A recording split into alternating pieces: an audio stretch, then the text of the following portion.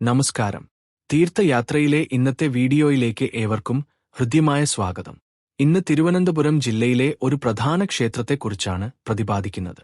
വീഡിയോയിൽ നൽകിയിട്ടുള്ള ചില ചിത്രങ്ങളും ശബ്ദവും ആർട്ടിഫിഷ്യൽ ഇന്റലിജൻസ് വഴി സൃഷ്ടിച്ചതാണ്. ആയതിനാൽ ഉച്ചാരണത്തിലും ദൃശ്യത്തിലും ചില പോരായ്മകൾ ഉണ്ടാകാം. സദയം ക്ഷമിക്കുക. നമുക്ക് വീഡിയോയിലേക്ക് കടക്കാം. പാറശ്ശാല ശ്രീ മഹാദേവർ ക്ഷേത്രം.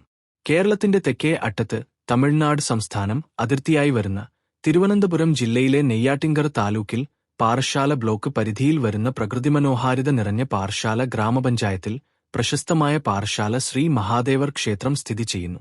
ദേവന്റെ വലതുഭാഗത്ത് നാലമ്പലത്തിന് മുൻപിലായി യജ്ഞശാലയുള്ള ഏക ക്ഷേത്രമാണിത്. അതിരുദ്രമഹായജ്ഞം ഉൾപ്പെടെ 11 മഹാരുദ്രയജ്ഞങ്ങൾ നടന്ന പാറശ്ശാല മഹാദേവർ ക്ഷേത്രത്തിൽ മേടമാസത്തിലെ തിരുവാതിരയിലാണ് ഉത്സവത്തിന് കൊടിയേറുന്നത്. പറയർ സമുദായക്കാർ കൊണ്ടുവരുന്ന കൊടിയും കൊടിക്കേറും ഓലക്കുടയും സ്വീകരിച്ചതിനു ശേഷമാണ് ക്ഷേത്രത്തിൽ ഉത്സവത്തിന് കൊടിയേറുന്നതെന്ന പ്രത്യേകതയും ഈ ഉത്സവത്തിനുണ്ട്.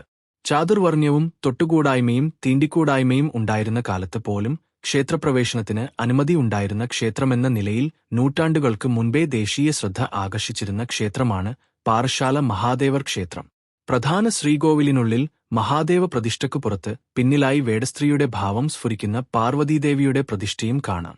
മഹാദേവർ അകത്തും പാർവതീദേവി പുറത്താണെങ്കിലും ശ്രീകോവിലിനു ചുറ്റും പ്രദക്ഷിണം നടത്തി തൊഴുതുമ്പോൾ രണ്ടുപേർക്കും ഒന്നിച്ചു പ്രദക്ഷിണം വയ്ക്കാൻ സാധിക്കുന്നു.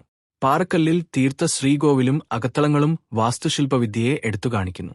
പടിഞ്ഞാർ ദർശനം, പഞ്ചനിവേദ്യം, നിത്യനവകം, 3 ശീവേലി പാശുപതാസ്ത്രം പാർത്ഥൻ നൽകി അനുഗ്രഹിക്കുന്ന പ്രതിഷ്ഠാഭാവം എന്നിവയാണ് ഇവിടെ കാണുന്നത്. നെല്ലിമരച്ചുവട്ടിൽ വിഷ്ണുസങ്കല്പം, നാഗരാജാവിന്റെയും നാഗകന്യകയുടെയും പ്രതിഷ്ഠകൾ, 3 കുളങ്ങൾ, കുളപ്പുറ യക്ഷി തുടങ്ങിയ സവിശേഷതകളും ഇവിടെ കാണാം. ഇവിടെ ക്ഷേത്രത്തിനു ചുറ്റും സ്വതന്ത്രമായി മേഞ്ഞു നടക്കുന്ന ഒരു നിരുപദ്രവകാരിയായ കാളയുമുണ്ട്. പറയർശാല എന്ന് അറിയപ്പെട്ടിരുന്ന പാറശ്ശാലയിൽ മഹാദേവ ക്ഷേത്രം സ്ഥിതി ചെയ്യുന്ന സ്ഥലം മുമ്പ് ഈരകൾ കൊണ്ട് നിറഞ്ഞ ഒരു കാട് ആയിരുന്നു.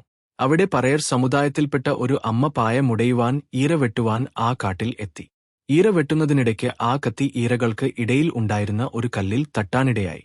ആ കത്തിയുടെ വക്കിൽ രക്തതുള്ളികൾ കണ്ട ആ അമ്മ ആദ്യം വിചാരിച്ചത് തന്റെ ദേഹത്ത് ഉണ്ടായ മുറിവിൽ നിന്ന് വന്ന രക്തം ആയിരിക്കുമെന്നാണ്. പക്ഷെ തന്റെ ദേഹത്ത് ഒരു മുറിവും കാണാൻ കഴിഞ്ഞില്ല.